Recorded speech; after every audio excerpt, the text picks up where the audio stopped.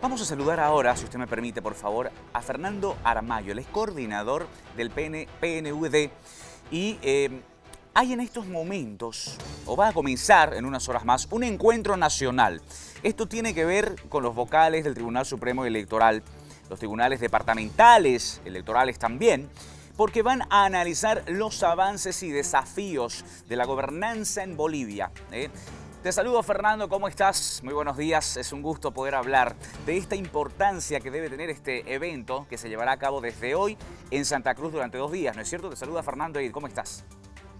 Un gusto saludarte, estimado Fernando, tocayo, y a través tuyo a toda tu teleaudiencia. Un placer. Sin duda alguna. ¿Cuál es la importancia que va a tener este tipo de evento que se va a realizar desde hoy, por favor, si nos puedes comentar? Bueno, este es un evento que organiza el Programa de las Naciones Unidas para el Desarrollo de manera conjunta con el Tribunal Supremo Electoral. El propósito es llevar adelante un balance y un análisis de perspectivas de la democracia y la gobernanza en el país.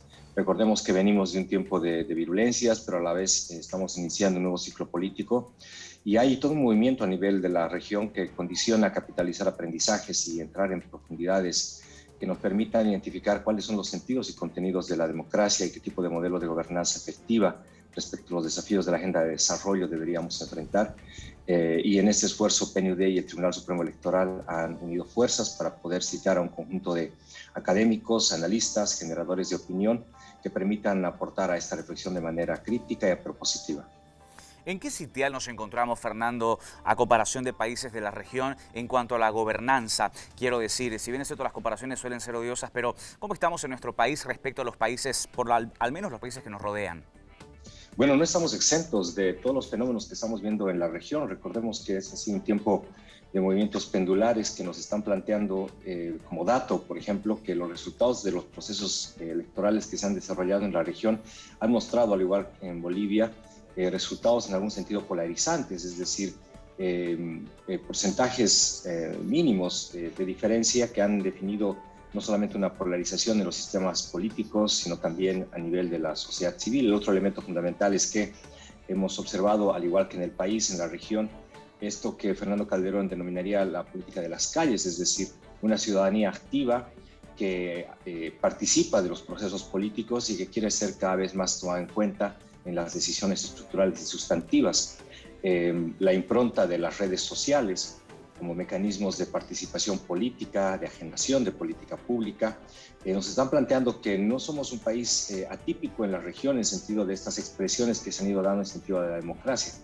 Si queremos hablar de datos, creo que por los niveles de participación en los procesos electorales, más bien deberíamos sentirnos muy orgullosas y orgullosos como bolivianos, porque hemos tenido en los últimos procesos electorales de los niveles más altos de participación política, incluso en situación de pandemia, lo cual demuestra también esta permanente apuesta que tiene la ciudadanía por la salida institucional a las situaciones de conflictividad, ¿no? El otro elemento fundamental es el hecho de que en una situación post-conflicto como la que vivimos en 2020 y 2021, el sistema de poder político aceptó los resultados con las tensiones naturalmente inherentes a este tipo de escenarios post-conflicto, pero aceptaron los resultados y eso permitió reconfigurar el escenario de convivencia pacífica que obviamente todavía tiene que transitar por un camino que veremos cómo va resultando a corto plazo. Entonces yo creo que bajo esas premisas deberíamos estar satisfechos en cierta medida con nuestro sitial a nivel de ejercicio democrático y apuesta por la salud institucional. Ahora, ¿es necesario analizar la coyuntura o prever de alguna manera el futuro cercano o mediano plazo? ¿Qué dices tú, Fernando? Naturalmente, es decir, no podemos pensar en el mediano y el largo plazo sin construir el corto plazo. Entonces, todos los hechos que se dan a nivel coyuntural nos están marcando en algún sentido cuál es el ánimo social, el ánimo del sistema político, y esto nos debe permitir también entender que si bien es importante analizar el corto plazo para entender el mediano y largo plazo, no podemos enfrascarnos en lo coyuntural y perder de vista lo prospectivo. Creo que esto es lo que trata de reivindicar, de plantear este espacio que se desarrolla el día de hoy y mañana, en sentido de poder permitir un espacio de diálogo plural, participativo, entre diferentes visiones, posturas, lecturas del país, y generar un ejercicio que permite identificar cuáles son las perspectivas para la democracia en el país y para la gobernanza en general. Vamos a tener la participación de connotadas personalidades de nuestros ámbitos académicos, de analistas, de generadores de opinión, Y lo interesante es que es un evento abierto que la gente puede seguir por nuestras plataformas de Facebook y YouTube. Pueden entrar a las plataformas del PNUD de Bolivia y también del órgano electoral. Y va a ser interesante poder seguir el conjunto de temáticas que se van a discutir en las diferentes mesas de trabajo. Fernando, cuando dices que no debemos enfrascarnos en lo coyuntural, ¿a qué te refieres? ¿Qué quieres decir con esto? Este es un tiempo de mucha emocionalidad, es decir, estamos todavía en una situación de posconflicto, no hemos terminado de salir de una situación de crisis en la que nos hemos encontrado inmersos en el tiempo reciente y muchas veces esa sobrecarga emocional hace que no veamos con claridad qué es lo que realmente está en juego o actuamos de manera reactiva sin calcular cuáles son las consecuencias a mediano y largo plazo de estos escenarios de confrontación polarizantes, de estas emisiones discursivas muchas veces complejas, y no ponemos en valor y en perspectiva el hecho de que más bien frente a nosotros está la obligación de consolidar nuestra democracia, de darle mucha más fuerza a nuestra institucionalidad y de entender que ese es un tiempo en el que tenemos que recuperar espacios en sentido de cohesión social, de reencuentro, y de capacidades para poder transformar la situación de conflictividad que hemos venido enfrentando. Querido Fernando, ¿cuál es el valor que tiene este encuentro para el ciudadano? Yo creo que es fundamental porque creo que muchas y muchos bolivianos, como hemos ido analizando desde el PNUD en diferentes estudios e investigaciones, lo que quieren es que se les dé cierto escenario de certidumbre y predictibilidad.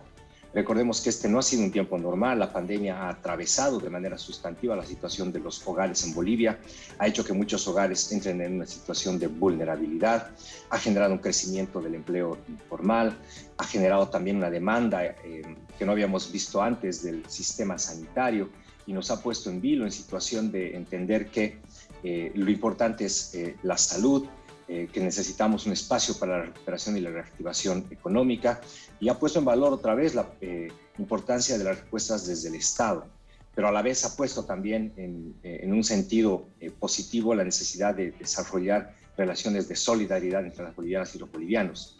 Entonces, todos estos son elementos que la ciudadanía quiere reflexionar para poder ver cuál es la agenda pendiente hacia adelante, cuáles son las prioridades de nuestra institucionalidad democrática, hacia dónde van las reflexiones en sentido de plantear los contenidos de un nuevo modelo de gobernanza que sea efectivo en sentido de responder a las demandas de la agenda de desarrollo, de desigualdad, de crecimiento económico, de respuesta sanitaria, entre otros temas que son fundamentales.